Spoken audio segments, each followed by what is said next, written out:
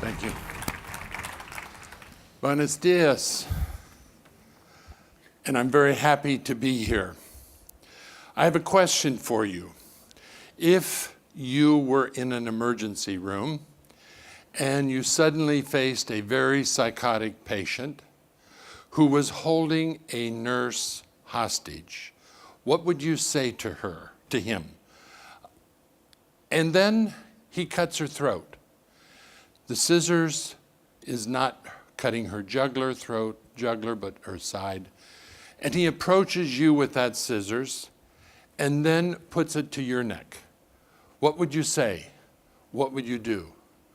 That demands, at a very deep level, leadership behavior. I'm a hostage negotiator as well as a professor of leadership.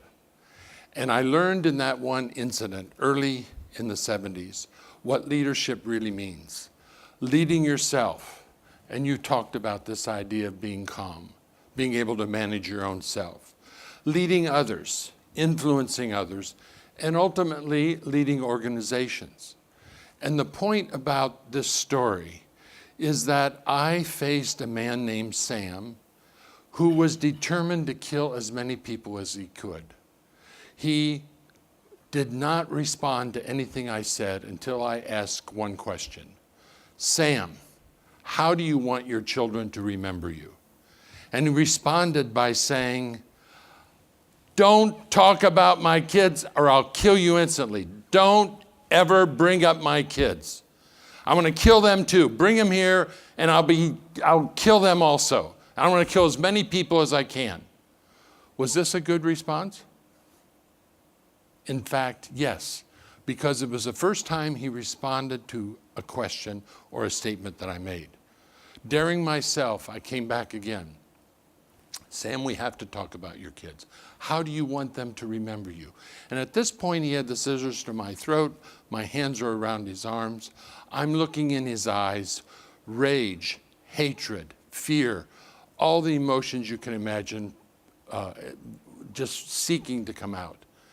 And then he said, I will just kill myself and I don't have to think about them. And was this a good response? Yes. It's a transaction, it's a dialogue. And this is part of leadership. It's easy to talk with people who are going to cooperate. But when you face someone who is not willing to collaborate or cooperate, how do you influence them? Ultimately, he gave me the scissors. He, in 10 minutes, allowed Sheila to leave. And within a half hour, we resolved it. He was brought to the hospital because of a severe stab wound. And what happened was he had gone to his ex-wife's home. She stabbed him when he kicked in the door trying to see his kids. And the whole point is, how do you transform a negative transaction or behavior into a positive? How do you create the ability to build a bridge? Now, in the world of transplantation, which I've really discovered a lot about, teamwork is absolutely essential. And the whole idea of how you influence another person is very much connected to hostage taking. And you may be interested to understand that there are two ways to be a hostage.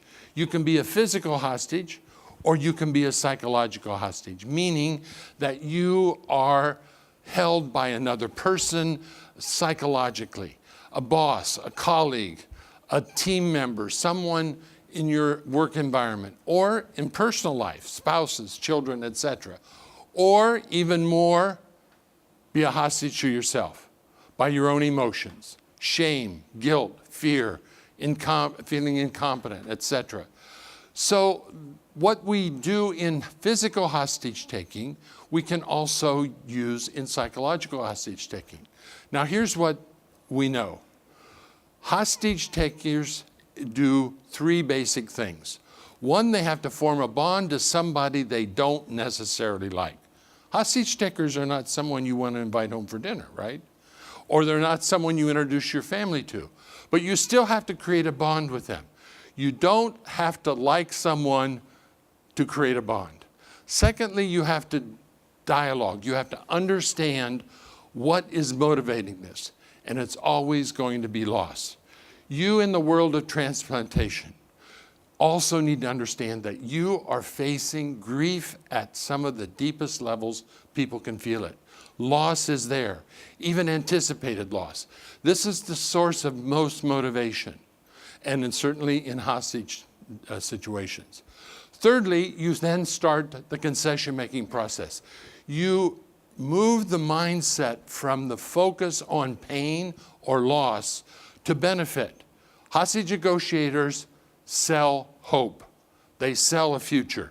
Hostage takers generally are in desperate situations where they don't see a future. And what do you think the success rate of hostage negotiators is, as measured by Interpol here in Europe or in the US by the FBI? 95%. Most people don't understand how successful hostage negotiations really can be. And the same rate of success in psychological hostage taking is possible if you do similar things. And again, if we look at a mentor like Nelson Mandela, who was an icon of a leader, he was able to go into prison for 27 years, come out speaking reconciliation and forgiveness. He was not a hostage to himself. He was not a hostage to the environment he was in. He could have felt like a hostage, but he didn't. You see, someone can have a gun to your head and you don't have to feel like a hostage. There's never, ever a reason to feel powerless, even when you are actually powerless. And he used this quote from the poem Invictus: "I am the master of my fate, I am the captain of my soul." You see, he came out not focused on revenge, resentment, what he had lost, 27 years of what he lost in prison. But his mindset was, let bygones be bygones, and we move forward. And this difference between psychological hostage taking and physical hostage taking is something very important to know. When you're dealing with patients who are going to surrender part of their organs, or you're dealing with patients who are taking new organs, are they often a psychological hostage? Yes, to their own mindset, to their own emotions, to whatever is happening. I know a young woman now in Lausanne, Switzerland, who's the wife of one of our MBAs. She has a 9-month-old baby in the hospital waiting for a liver transplant. I talked to her 2 weeks ago. She was in tears. And she said, I cannot stand the idea that I have to have someone die in order for my baby to live. Now, you as a doctor, as a nurse, as a transplant specialist, you have to be able to talk to people about their human pain, about their grief, because it's very rational. Somebody has to die for her baby to live. But this is not a rational thing. Psychological hostage taking is built primarily around mindset and emotions, and the emotion of grief. And if we look at somebody like Adriana in the Boston bombing, loses her leg. She was a professional dancer. She took that loss and she turned it around. This is what you have to have people understand, how not to be victimized, but to turn loss into inspiration. She turned her focus away from the lost leg to how she was going to inspire disabled people to be able to go back and dance again. Isn't that amazing? And it starts right up here in your brain, in the mind's eye. Now, you know more about this, many of you, than I do. I know enough to be dangerous. We know that there is a part of the brain in which focus comes from, attention comes from. It is something that you look out or you look inward and pay attention to. So some people are always looking for the negative. How many of you have seen people who are consistently negative? They worry too much, always anxious. Their focus is on the negative. We call them playing not to win. And how many of you have seen people focus on the positive? No matter what happens, they can focus on the positive. Now, it's a little bit like having a flashlight, and your mind's eye actually is always searching and paying attention to something. Even when you are sleeping, the research shows you are able to have a dream or a nightmare. What is the human brain fundamentally driven to look for? The positive or the negative? Is the brain fundamentally, at the deepest level, hardwired to look for pain and discomfort and danger and threat? Or is it fundamentally driven to look for pleasure and satisfaction? Well, the neuroscientists tell us it's driven to look for the negative. We are fundamentally negative. Now that's a real shock for many people.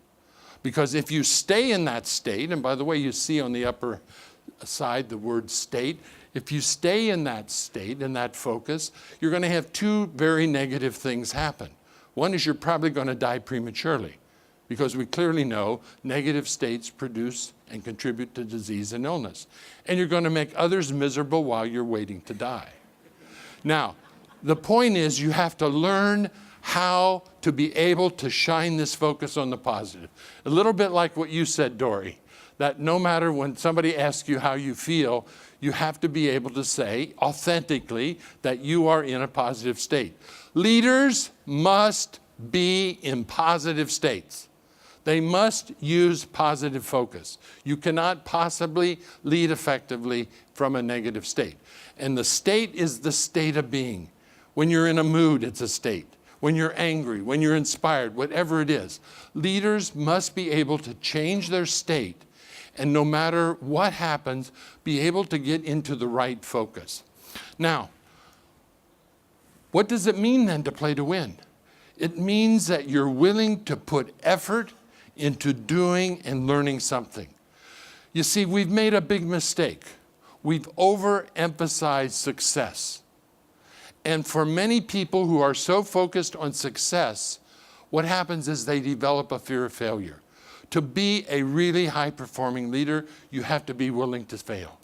You have to be able to focus on effort. We had in Lausanne about a year and a half ago, the top chef in the world, nominated and received the award for the best chef in the world. He committed suicide about a year and a half ago. And the reason was he was so concerned that he wouldn't win a third time. The anticipatory grief drove him into such a negative state, he didn't want to go on. We had the CEO of Swisscom who also committed suicide, of CFO from Zurich Financial. We've had 4 major suicides. These were all driven by the fear of failure and having toxic bosses or toxic environments around them. In that operating room, in that arena, you have to create teamwork. You have to create a positive environment filled with anticipatory grief the whole time, filled with the possibility of danger and threat. You see, if the brain has one overriding fundamental goal, which is survival, and that's what we know, it's survival. But once you survive, then you can open up the possibility to see other things. And that's what we mean when people are driven so much by fear that they're hostages. And be able to connect. What we know, leadership is fundamentally connecting. You have to connect. The main reason leaders fail is they don't connect. The second major reason is they don't take enough risks. And you live in the world of entrepreneurship. When I'm here and listening to these stories, being open and creative and risk-taking is fundamental. But through this attachment comes the bonding. And bonding is the emotional link between people and whatever we're going to see as described as a secure base. Leaders who cannot connect are likely to fail or will fail at some point. It's a blind spot. And one of the things that can happen with doctors and many people is that they start failing to bond, disconnect, and they fail to bond because of something called separation and grief. You see, life is filled with grief. And we know from behavioral economics that loss is more powerful in motivating than benefit. 80% of decision-making potentially can be based on loss or anticipated loss. Only about 20% can really be focused on playing to win. And a whole team can play to win, as long as there is a leader who's in a positive state inspiring that, or a team that's inspiring each other to have that full engagement. Grief is this powerful process of going through a loss, to be able to come back to the joy of your job, the joy of life. And when people lose something, it can be big or small, they may start going into that grief process and they fail to move forward. In the world of transplants, you live in a world of anticipatory grief, or the world of grief. And many, many leaders cannot talk to people about pain. One of the biggest mistakes leaders make is they try to sell benefit before understanding the pain. And what's important to understand in conflict resolution and disagreements is how pain is motivating that. People want to be understood by someone. When a doctor no longer can listen to pain, when a teacher no longer can listen to pain, when a leader no longer can listen to a pain, a peace officer, it crosses many ranges. They have stopped being a leader. And ultimately, the pain in ourselves is what starts building the wall. The CEO of Swisscom was a professional, almost a professional bicyclist. And he built a wall around his heart to block out all the feelings of pain in his life. He couldn't express that. When we teach leadership at IMD, and I've been running a course since 2000, the year 2000, 10 times a year, 60 top leaders. We have over 5,000 graduates. Everyone who goes through that program has to understand that every leader must learn to understand the pain in others, and starting with themselves in their own leadership journey. And understanding what a secure base is. Now, these were the 3 points I really wanted to make today. Mindset, and what is the mindset focused on? 2, how you connect and how you face the pain and go through the pain to reconnect. But the secure base is fundamental. A secure base is a person, a place, a goal, an object that provides a sense of protection, that gives a sense of comfort and offers a source of energy that inspires you to take risks, seek change, and explore. You see, people do not naturally resist pain. I'm sure you all heard people naturally resist pain. The research doesn't hold that up. People resist the fear of pain, the fear of the unknown, or the pain of change. You see, when you understand the benefit, you're willing to go through the pain to get to the end goal. And what is that called? It's called effort. It's called talent development. Every talent that's developed means you put effort into learning that. And with a big mistake we've made with our employees and children, etc., is that we've taught them too early to focus on success and not effort. What has to be rewarded is effort, not success, because that will produce a fear of failure. And understanding, caring, and daring. Because what shuts off the flashlight that's going to look for threat? And you know, some people can find threat everywhere. I mean, they can find it everywhere, worrying about something, seeing a threat. But what turns that off? It's the ability to have a secure base that gives you a sense of safety and protection so that you then can look out to the world and be exploratory, see opportunities, be creative, and ultimately be entrepreneurs and take risks. Second biggest reason leaders fail is they don't take risks. But they have to have secure bases to do that. How caring should a leader be? 0 to 100%? 100%. How daring? 100%. It's that foundation of secure bases. And a secure base cannot just be a person. It can be a place, a thing, a symbol, a goal. It's something that inspires you. And I'm going to ask Dr. Selena in a few moments what inspires him through all the challenges he's faced. And understanding that how the secure bases shape your mind's eye. We are positive not because of genetics. We are positive because someone taught us that, how to shine the flashlight. A mother, a father, a grandparent, some teacher. It can happen anywhere in life. The longitudinal study from Harvard, the Grant study, started in 1939. They have followed graduates who are still alive for all these years, and they found out the role of the mother, the grandmother, or a female figure, a father figure, a grandfather, some male figure, is fundamental to how the mind's eye is shaped and is going to predict success far beyond anything else. Because it's how the mind's eye is focused on the ability to endure pain. You see, we live in a world that's trying to avoid pain. No pain, no gain, is often said. But the thing is, to earn something, to learn something, you have to put effort in. And understanding leadership is in part talking, dialogue, and negotiating. Have you ever wanted, when somebody's talking to you, to slap them? Some people, when they talk, they just irritate. They're negative. Talking carries energy. And the person effect is very important in leadership. That's why every leader will be different. No matter what style they use, every leader will be different because they have that person effect. And how do we ultimately negotiate? And this idea of conflict really is a difference between two or more persons characterized by tension, emotionality, and disagreement, and where bonding is broken. You see, if you keep a bond to someone where you have a big difference, you don't truly have a conflict. You can have a small difference and break the bond, and it can become a big conflict. And often there are fish under the table that smell. If every conflict was a fish, it could be very toxic. That's why in those operating rooms, in those environments where you're working, you have to be able to get those issues out in the open. And I loved what you said this morning about the importance of feedback and criticism, because that's absolutely true. And understanding that the way hostage negotiators work are through some very simple things. The state you're in, you have to be in a positive state. You have to be empathetic to somebody you don't even like, but authentically do that because you have a vision, a goal. You paraphrase. The only way to know you truly have listened is if you can paraphrase it and say back exactly what has been said.